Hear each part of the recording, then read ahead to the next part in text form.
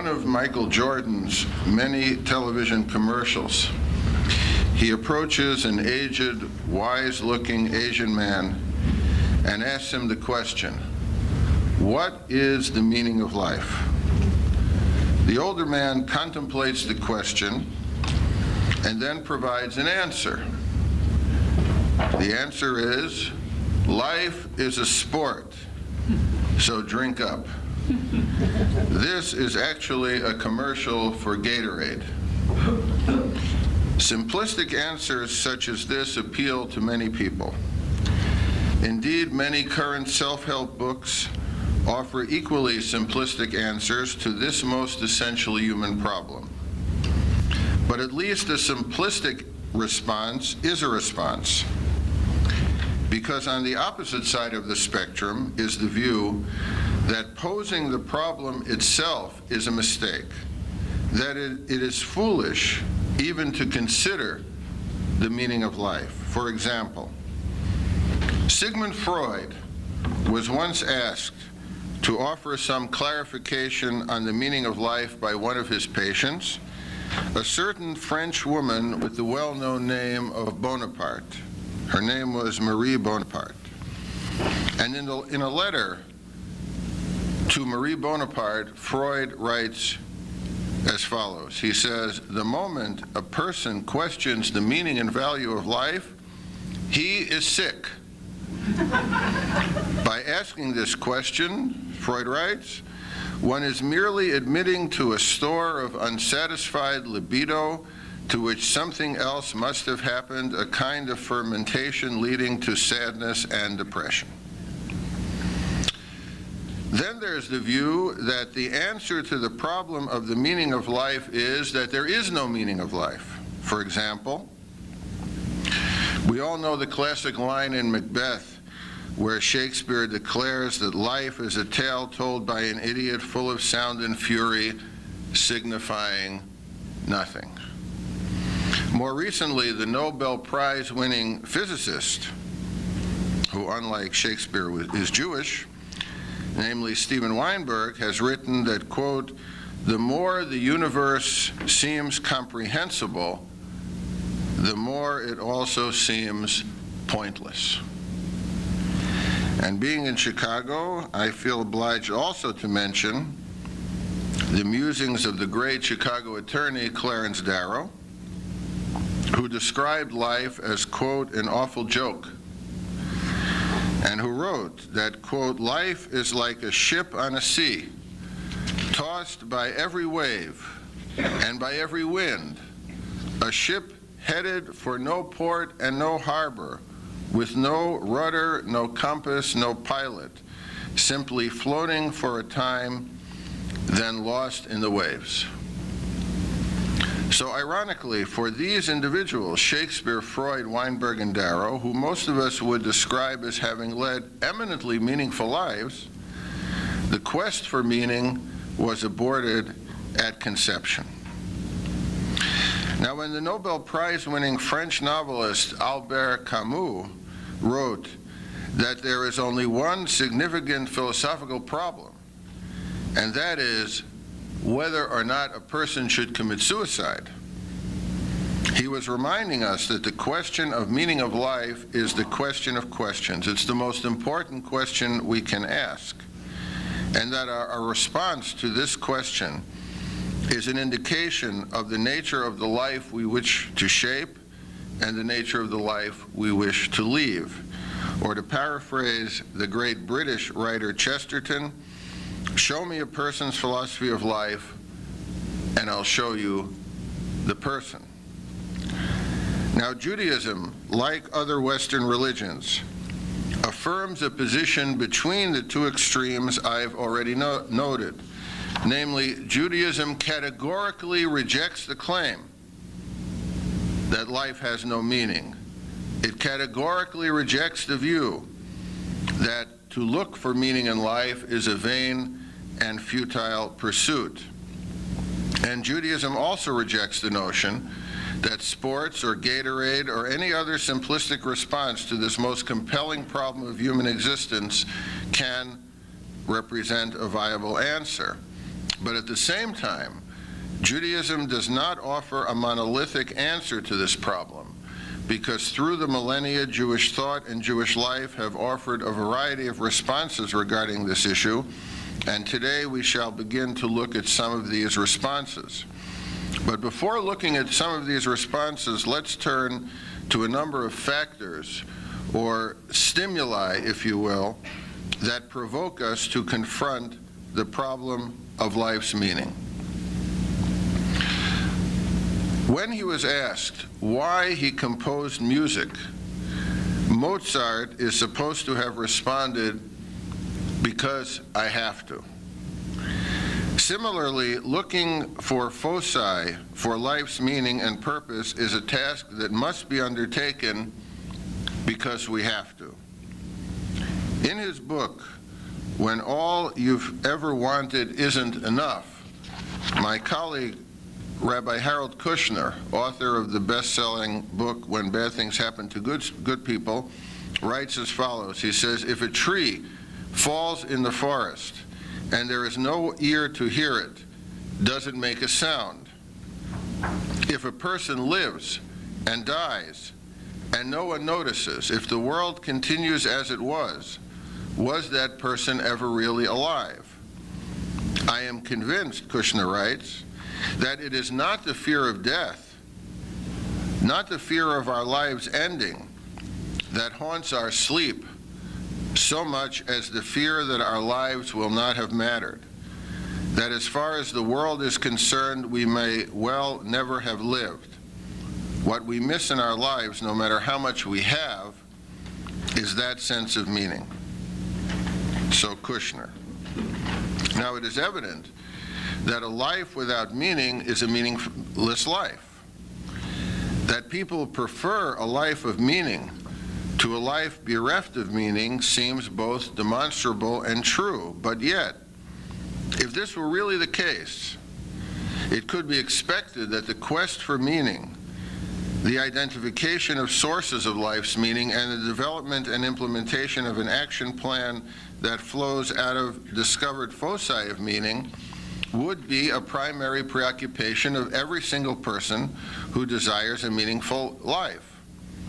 However, it seems to me that the evidence does not seem correlative with this expectation. Often we wait until we are confronted with the inevitability of death to confront the problem of the meaning of life. Often it takes a personal trauma to act as an alarm clock to stimulate an encounter with the problem of meaning. Often we remain too distracted by transient concerns to focus on the deeper problems of human existence, such as the meaning of life.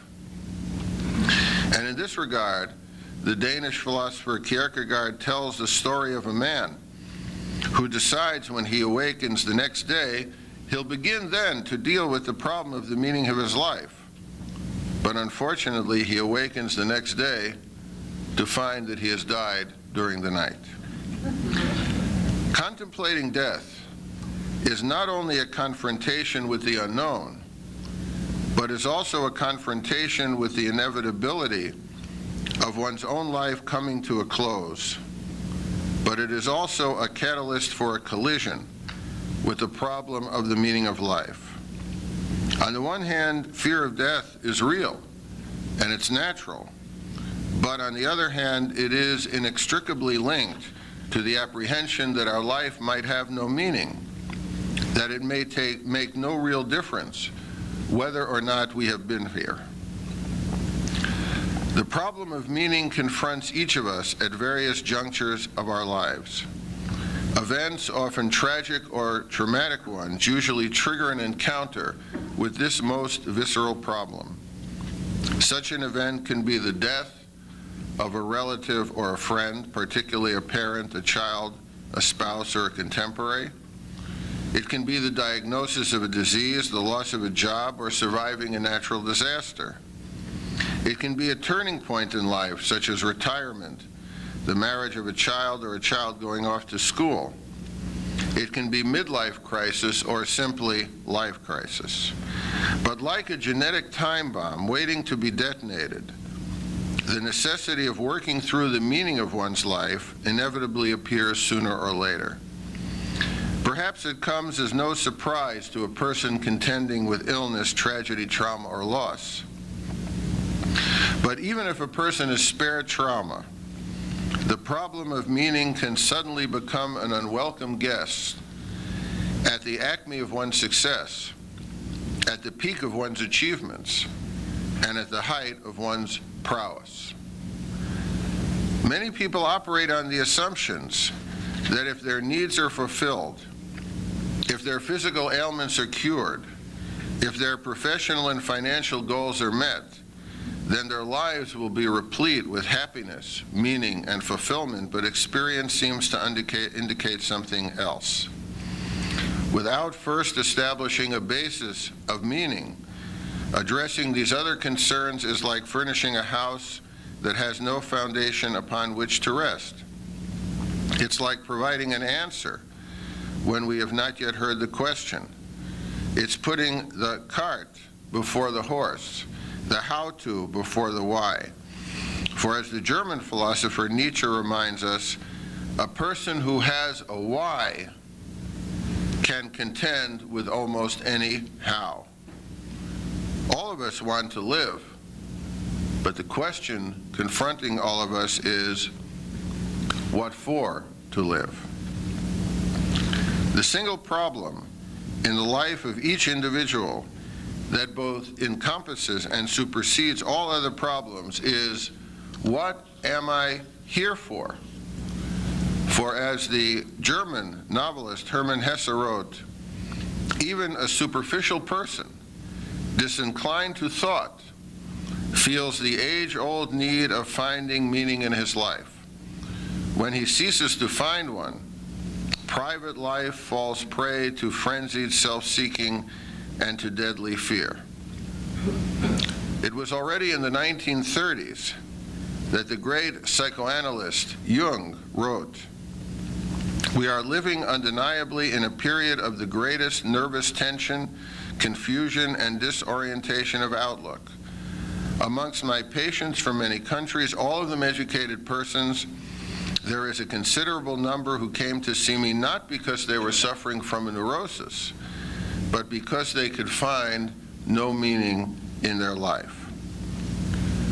So it seems that loneliness, anxiety, boredom, and a general feeling of emptiness, of feeling lost in the world, have become pervasive attitudes since the inception of modern times.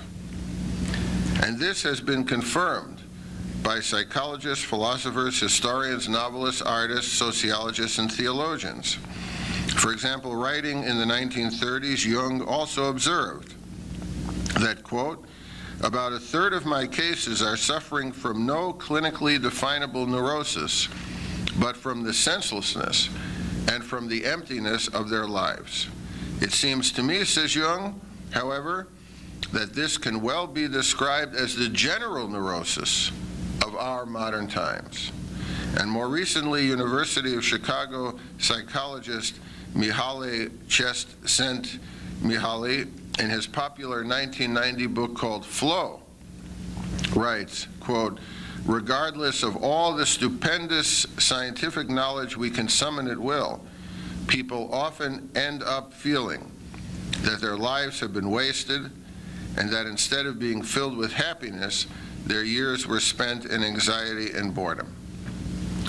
So it seems then that there are a number of usual stimuli that propel us to confront the problem of meaning. And these are, one, confrontation with the reality of our own mortality.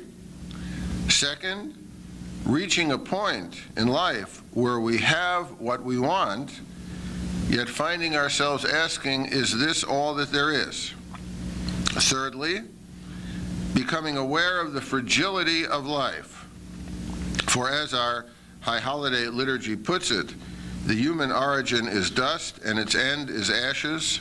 The human creature is like a clay vessel, easily broken, like withering grass, like a fading flower, a wandering cloud, a fleeting breeze, scattered dust, an ephemeral dream.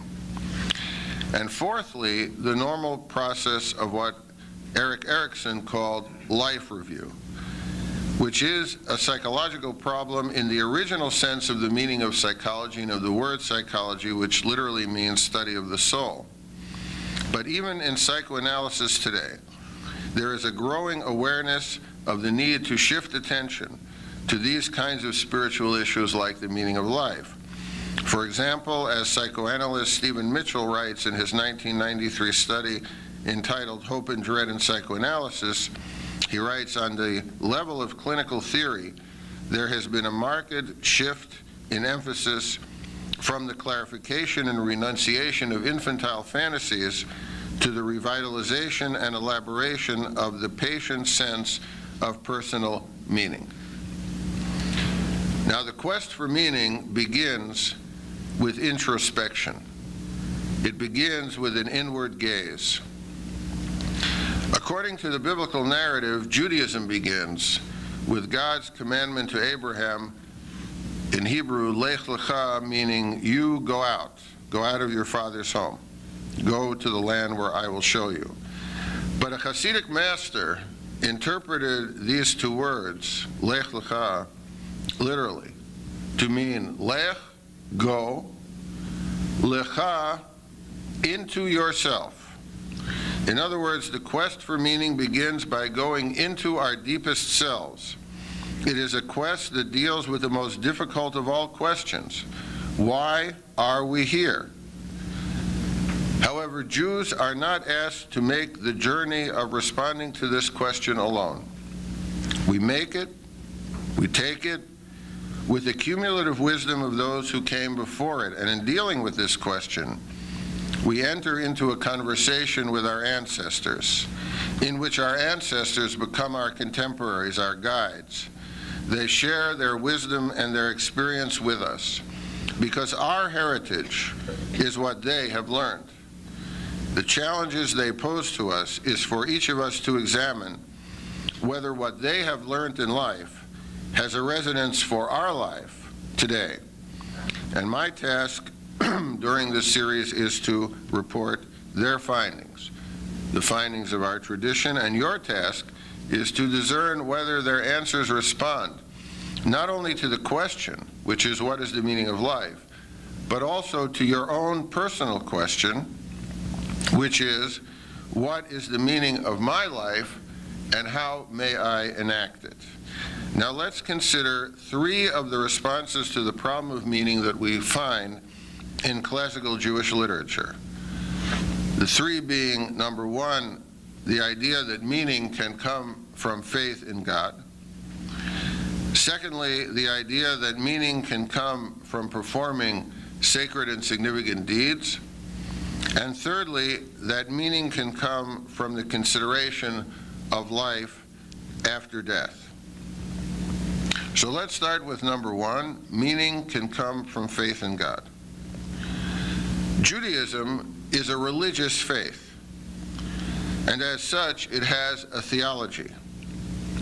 This theology of Judaism articulates a worldview. It makes certain claims about the nature of things, and it rests upon certain beliefs. And amongst its most fundamental beliefs are, number one, the affirmation of the existence of God. Number two, a claim that God created the universe for a purpose. And number three, a claim that human beings are created in the image and likeness of God, and that living in the image of God is the mission, the purpose of human existence. And as we shall see, these three theological presuppositions relate to certain views of Judaism regarding the meaning of life. First of all, let us examine the relationship between God's existence and the meaning of life. In this regard, the early 20th century philosopher Ludwig Wittgenstein wrote, "To believe in God means to understand the question of the meaning of life.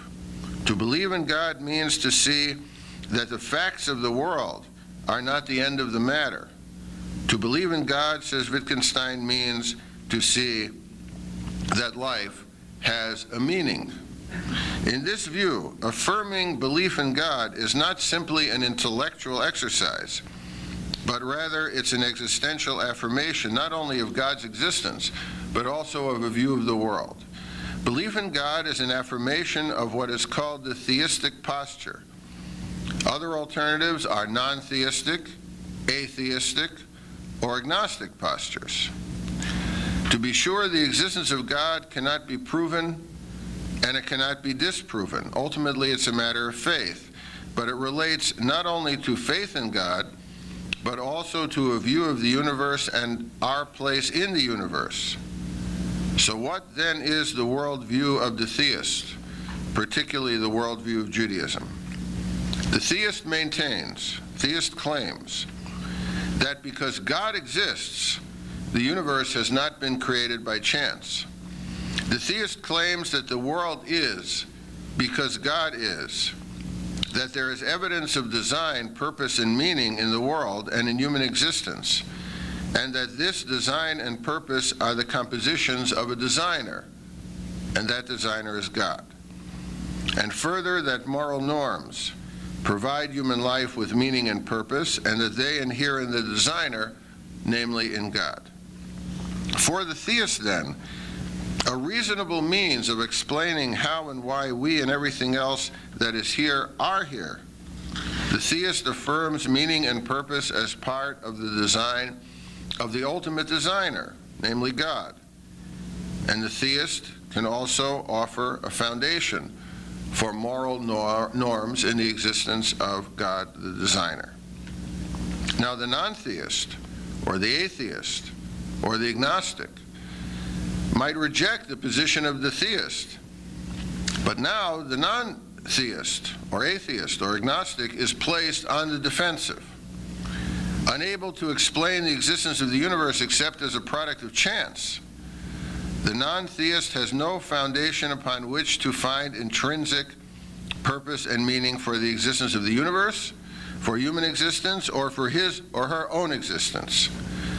The non-theist may then retreat to nihilism, namely to the position that there is no meaning, that life is only a matter of random chance. The non-theist is then confronted with a universe that's existence cannot be explained. The agnostic position also offers no explanation for why anything is here or for whether there is any meaning in life, because the agnostic decides not to decide. It's a position of going nowhere, of straddling the fence. As Chesterton put it, the agnostic is potentially the fanatic. For as Chesterton writes, he who is ready to believe in nothing is ready to believe in anything. Put another way, for the theist, a reasonable means of explaining how and why we are here and what we ought to do here is available. But for the non-theist, the burdens of explaining how and why we are here and what is the purpose of our being here remain open questions. The theist affirms meaning, purpose, and the presence of roadmaps for living a life of meaning, while the non-theist must formulate and must fabricate a raison d'etre for the universe and for him or her own existence. Now, a major goal of secular thought and Western philosophy has been to offer a viable alternative to theism. That is, an alternative that can imbue human existence with intrinsic meaning. But in my view, after having read all the great classics of Western philosophy, I think to date none has been found. For example, in our century, the attempt has been made to locate meaning in society or in community. But in the final analysis, neither the state nor society can provide the individual with a foundation for meaning, because both the state and society are entities in search of meaning themselves. Furthermore, I'd like to suggest that the French existentialists had the right question when they identified the pervasive existence of absurdity as a major challenge to the notion of human meaning. But it seems to me they reached the wrong conclusion when they affirmed either that there is no meaning as in the case of Camus, or that it is a fiction, that meaning is a fiction that we have to create, which is, for example, the view of the great French existentialist philosopher Jean-Paul Sartre, who defined human life as, in his words, a useless passion. Jewish thought, on the other hand, accepts the presence of absurdity and evil in the world, but also maintains that there is a meaning beyond absurdity, and that meaning is vested in God and in God's Torah. It was the 19th century Hasidic master, Rabbi Mendel of Kutsk, who expressed this idea of meaning beyond absurdity in the form of a story. And here is the story. Once there was a man who journeyed to the palace of the king. And at the palace he met one of the servants of the king. And this servant had an unusual job. His job was to pull water from a well and empty the water into a bucket, except that the bucket was riddled with holes. So no sooner that he would pour the water into the bucket, that the water would pour out through the holes. The traveler then said to the servant of the king, "What an absurd and meaningless job you have." Said the worker, "It's not at all absurd, because I know I am fulfilling the wishes of my master the king." The analogy here is clear. The king is God. The worker is each human being. Commitment to God and enacting the divine will offers meaning to apparent absurdity in the world.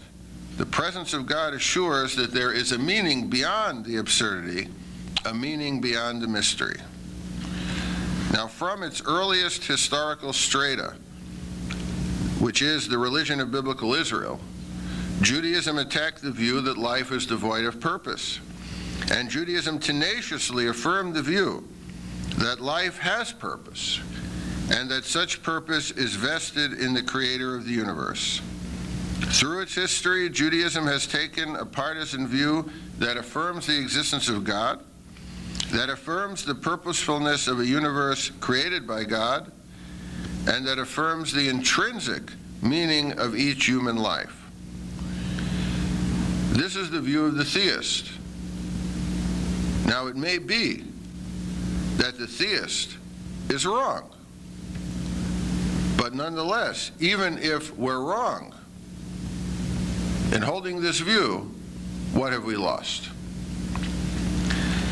Now, once the intrinsic meaning of each human life is affirmed, the focus of our attention shifts from the task of discovering the meaning of life to the challenge of enacting that meaning. In this view, meaning is implicit within each of us. And our mission then is to make it explicit by the way in which each of us elects to live his or her own life. The focus now becomes evoking meaning from life rather than discovering the meaning of life. For as the great French novelist Saint-Exupéry put it, each person must look to himself to teach him the meaning of life. It is not something discovered, it is rather something molded. In this view, we articulate our meaning of life through how we live our life. Implicit meaning becomes explicit through the deeds we perform that cumulatively form the life that we lead. Now, in this regard, the Jewish mystics, the Kabbalists, offered an analogy, and here's their analogy. They taught that each deed we perform in life weaves a stitch in a heavenly garment. If the stitch is good and beautiful, if the deed is good and beautiful, then so is the stitch. If the deed is ugly, then so is the stitch. If the deed is neither, then so is the stitch. And the size of the stitch is correlative with the quality of the deed we perform. And all of these stitches, all of these deeds, then form a large garment in which each of us is enrobed for all eternity after death. How we are attired for eternity in this Kabbalistic idea therefore reflects the life we have led. In other words, a beautiful garment reflects a life of beauty and meaning. An ugly garment reflects the opposite. Or to give another analogy, the medieval Jewish philosopher Bachya ibn Pakuda envisioned each person's life as a book that each of us composes. In confronting the issue of meaning of life, from this perspective, each of us is asked to consider ourselves as both the author and the reviewer of the book, which is the book of each of our lives. And each of us is asked to consider, what kind of book is this? Is it an interesting book? What kind of person is the protagonist? Does it have a plot? Does it have meaning? What would we choose to revise in the chapters already written, namely in the chapters of our lives already lived? How do we want the last chapters to read? How do we want things to turn out by the conclusion of the novel that is the story of each of our lives? Now, according to a well-known Talmudic text, God stipulated when the world was created that if the people of Israel would not accept the Torah, creation would be undone, that creation would revert to the chaos and the void that preceded the creation. In this view, the Torah is the purpose for which our world was created. It provides the antidote to chaos, to meaninglessness. It provides a blueprint for meaningful human existence.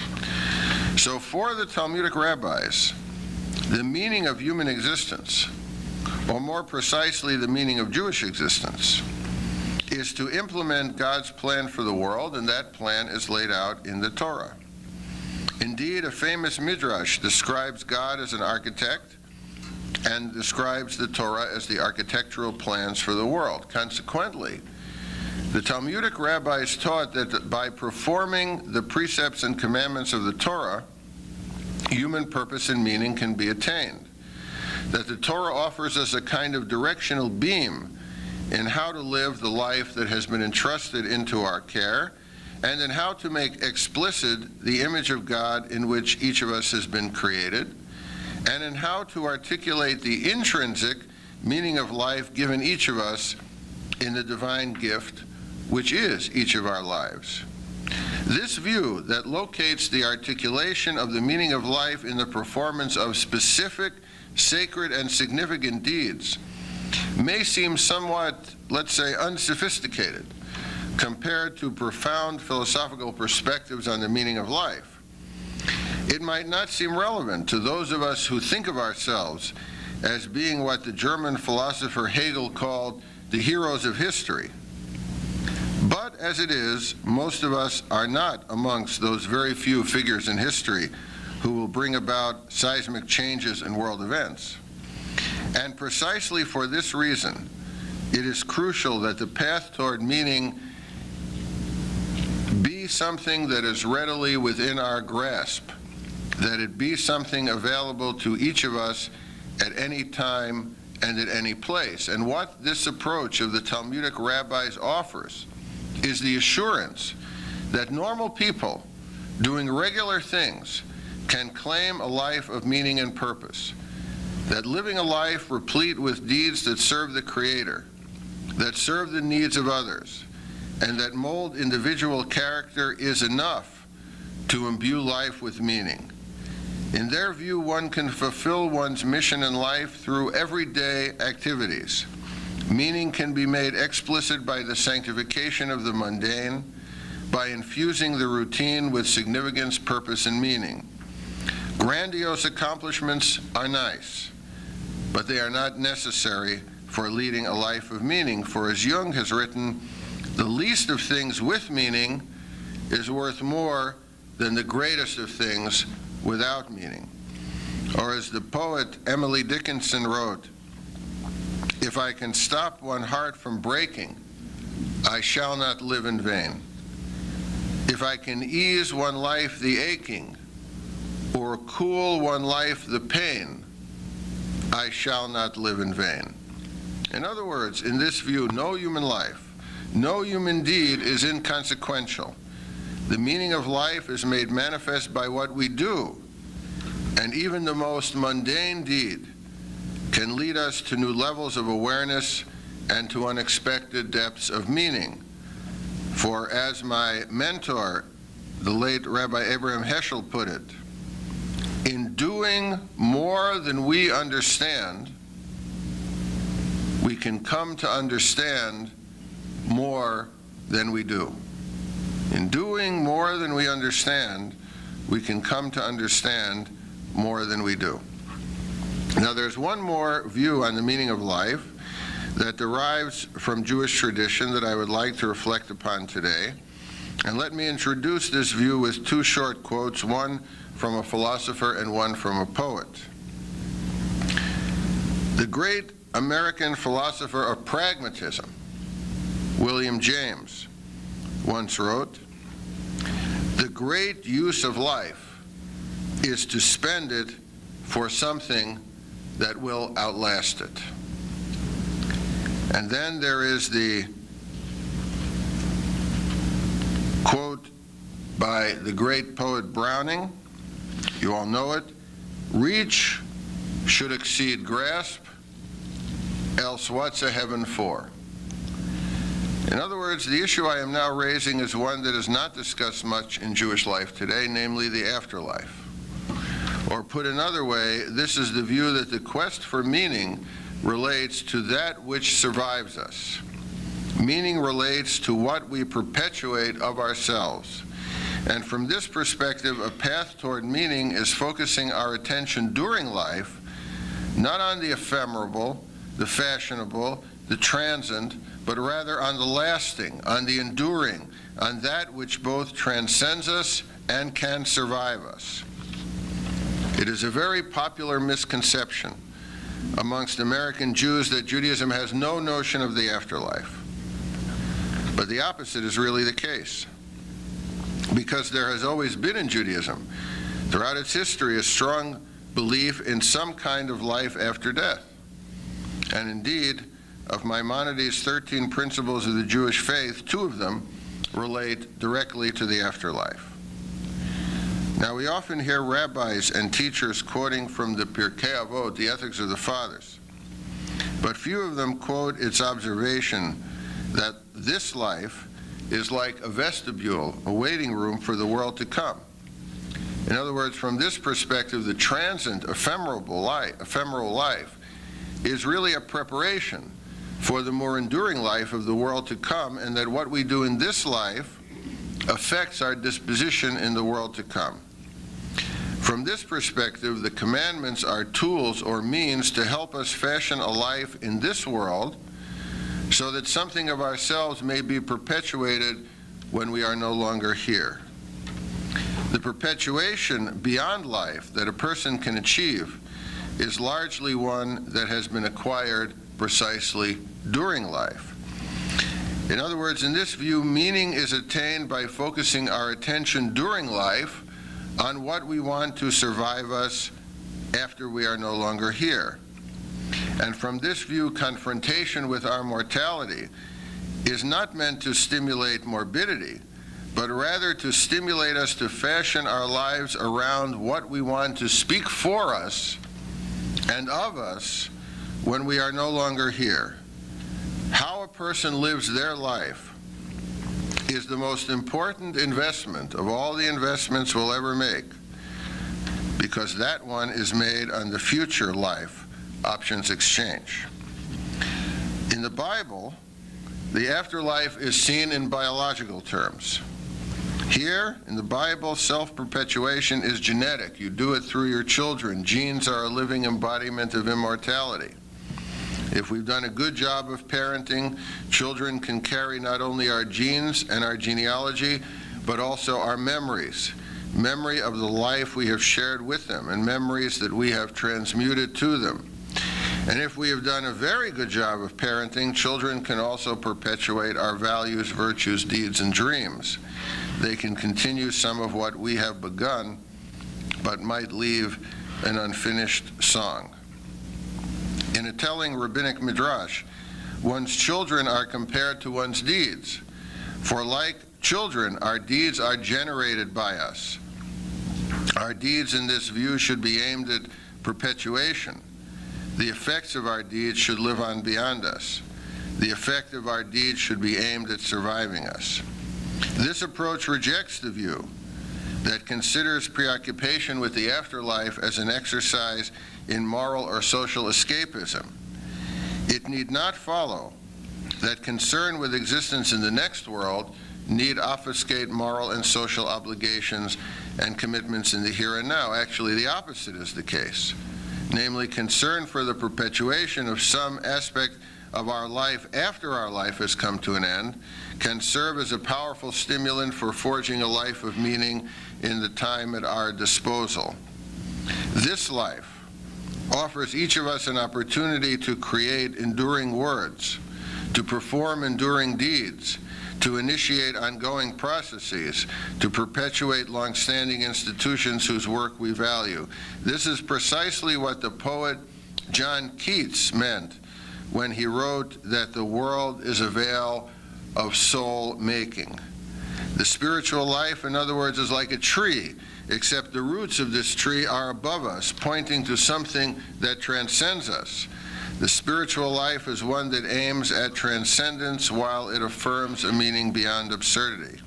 It affirms the presence of the lasting beyond the screen of the transient. Consideration of the afterlife directs our attention toward that which is lasting, toward that and toward who survives us.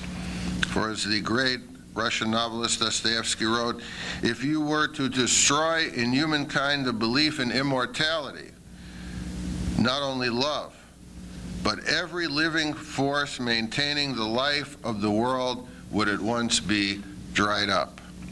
In other words, contemplation of life after death can lead us to perform actions aimed at making life in the here and now more meaningful, more beautiful, and more saturated with significance.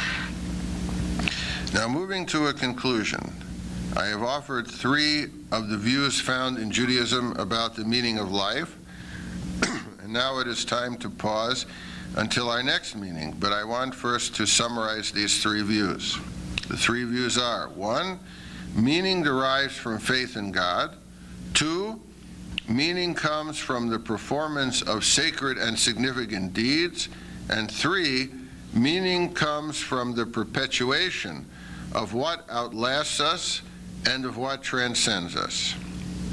At our next meeting, I shall discuss how meaning can derive from intimate and loving relationships, and how and why the Jewish mystics identified the paradigm of such a relationship with communion, union, and reunion with God. But until then, let me conclude this part with a short quote from the philosopher William James that, because of its double entendre, might have also been written by his brother, the great American novelist Henry James. The quote summarizes much of what I have already said. James wrote, the answer to the question, what is the meaning of life, is simply put this. Here's the answer. It all depends on the liver. Thank you.